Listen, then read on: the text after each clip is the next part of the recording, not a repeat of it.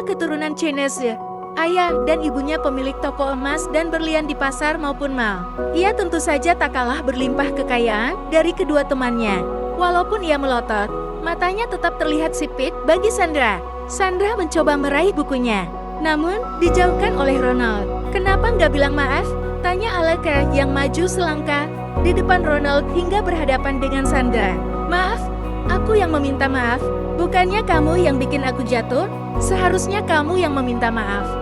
Begitulah arti tatapan tajam milik Sandra. "Maaf," ujar Sandra kemudian.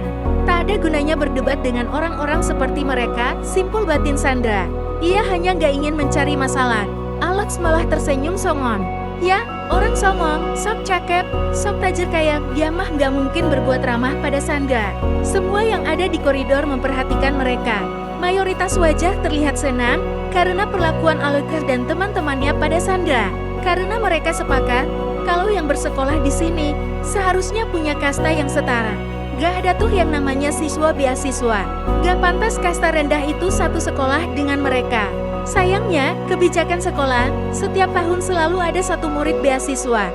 Alex mengangkat perlahan dagu gadis di hadapannya.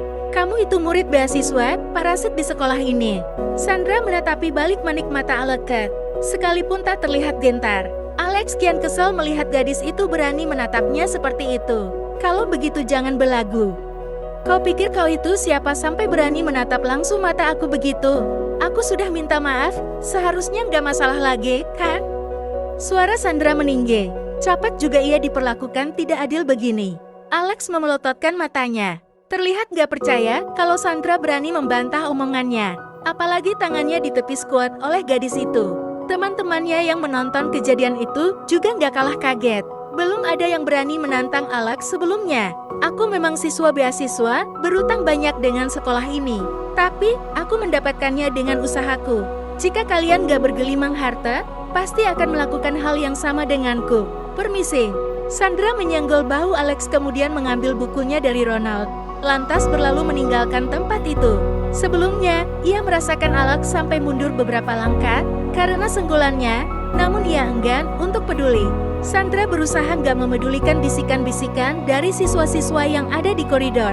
Tentu saja menyalahkannya karena sikapnya yang dianggap arogan. Padahal, yang arogan siapa coba? Aleka.